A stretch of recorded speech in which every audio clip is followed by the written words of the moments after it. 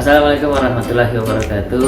Halo sahabat multimedia di rumah, jumpa lagi dengan saya di channel New Official. Nah, di video kali ini saya akan menjelaskan kembali atau melanjutkan penjelasan mengenai unsur tata letak, yang dimana video ini adalah video kedua saya. Nah, sebelumnya saya sudah menjelaskan mengenai pengertian desain grafis. Nah, kali ini saya akan menjelaskan mengenai unsur tata letak di desain grafis. Sebelum saya melanjutkan penjelasan mengenai unsur tata letak, teman-teman jangan lupa di like, comment, and subscribe video ini agar saya sering mengupload video-video seputar pembelajaran multimedia. Berikut materinya. Unsur-unsur tata letak dalam desain grafis. Nah, dalam desain grafis ada unsur-unsur yang perlu kita pelajari dalam desain grafis.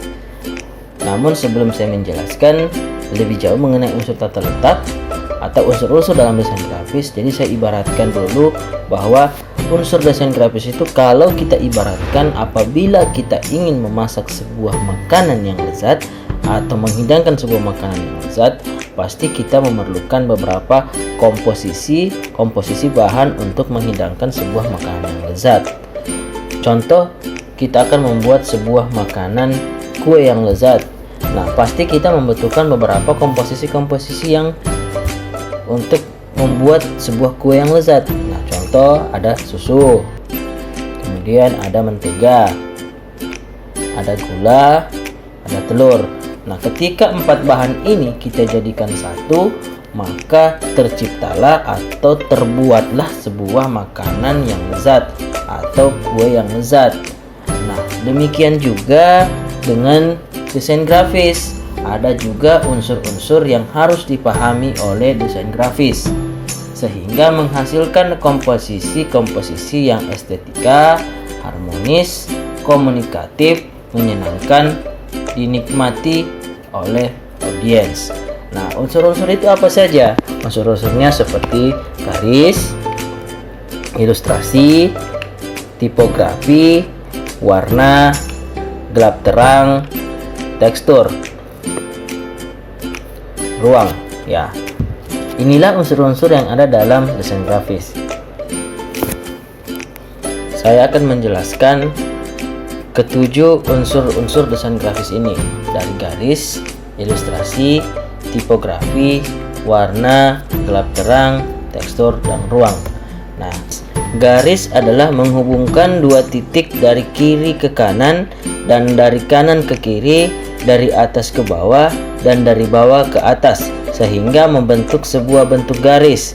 Nah, di garis ini ada 9 garis yang perlu kita ketahui, atau adik-adik di rumah perlu mengetahui 9 garis yang perlu kita ketahui, yaitu berikut contohnya. Ya, garis mendatar, garis tegak, garis miring, garis lengkung, garis bersilang, garis sejajar, garis zigzag, garis spiral, dan garis gelombang. Nah, ke-9 garis ini ketika kita masukkan ke dalam sebuah desain grafis, maka garis ini akan membentuk sebuah objek atau bentuk seperti animasi, seperti animasi kartun ya, atau gambar-gambar yang dimulai dengan garis lah, seperti itu.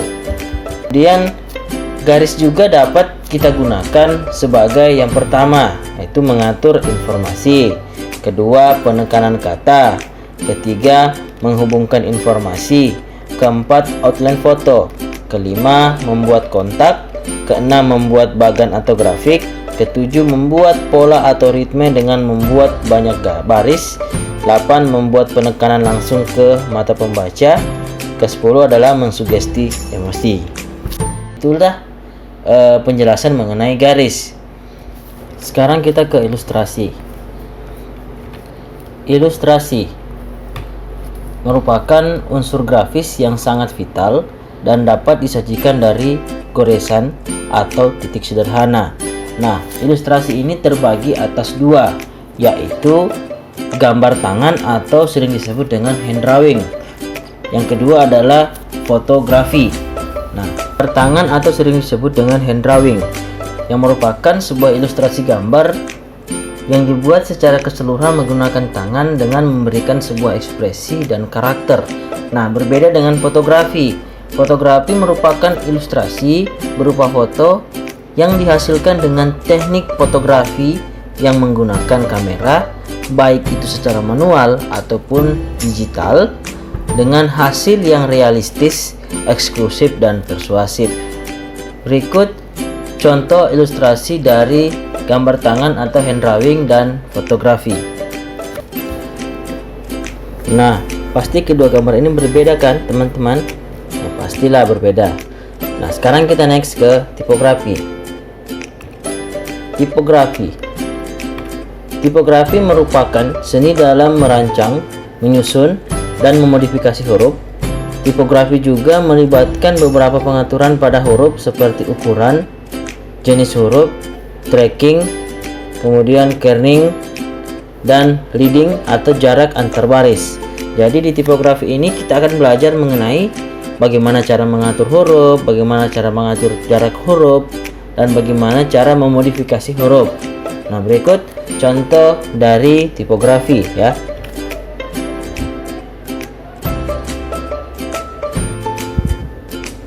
Sedangkan warna dapat menyampaikan mood sehingga dapat menarik perhatian bagi pengamat desain grafis. Jadi dalam desain grafis harus adanya warna.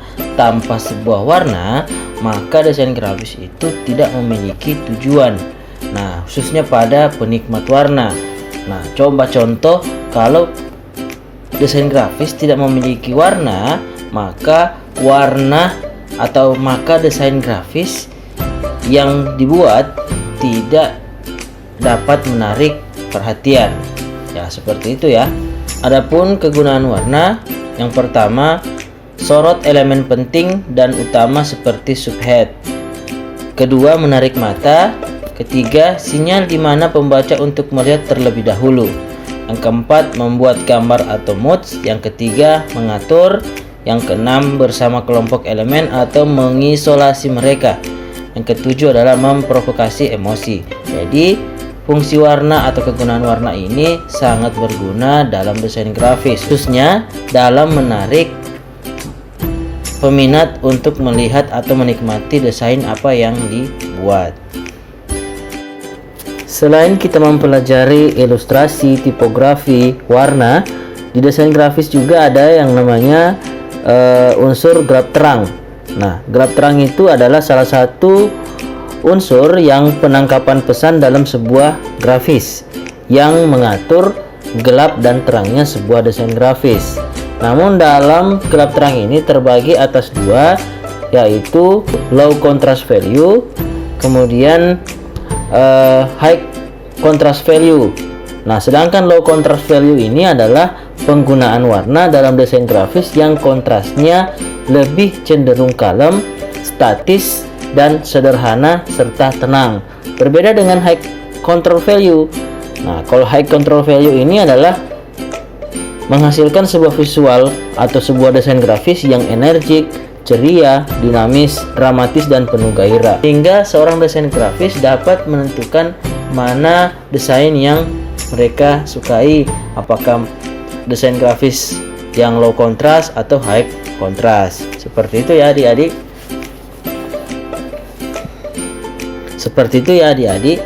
Nah, jadi itulah gelap terang. Jadi kalau ingin mendesain berarti harus lebih paham dengan yang namanya low contrast dan high contrast. Sekarang kita ke tekstur. Tekstur merupakan nilai raba atau halus dan kasarnya sebuah permukaan benda. Nah, dalam desain grafis, tekstur ini dapat dimayakan untuk memberikan visual yang lebih berkarakter. Nah, maksudnya di sini berkarakter, dalam desain grafis biasanya kita melihat sebuah background yang memiliki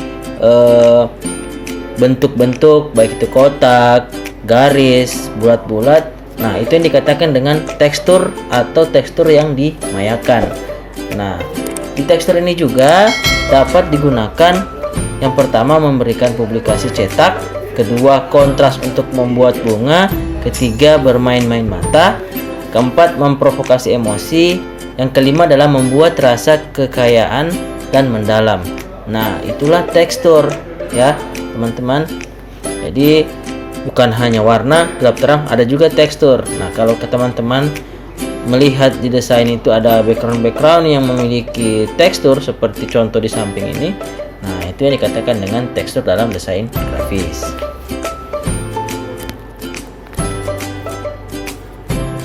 Atau daerah atau sekitar sesuatu, memisahkan ruang atau uniface, highlight dan memberikan mata visual istirahat.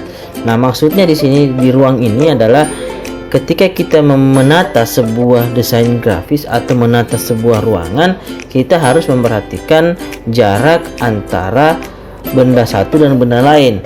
Nah, kalau di desain grafis kita memperhatikan atau kita harus menata antara gambar dan garis harus memiliki jarak atau kita tata sedemikian mungkin ya desain itu terlihat lebih enak dilihat dan enak dipandang. Nah, kira-kira seperti itu ya. Jadi yang terakhir ini ruang.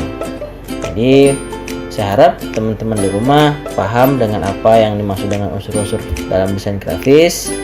Jika teman-teman menyukai materi ini, jangan lupa di subscribe, di like, comment, and share ke teman-teman yang lain. Sekian di unsur desain grafis. Assalamualaikum warahmatullahi wabarakatuh. Nantikan video selanjutnya.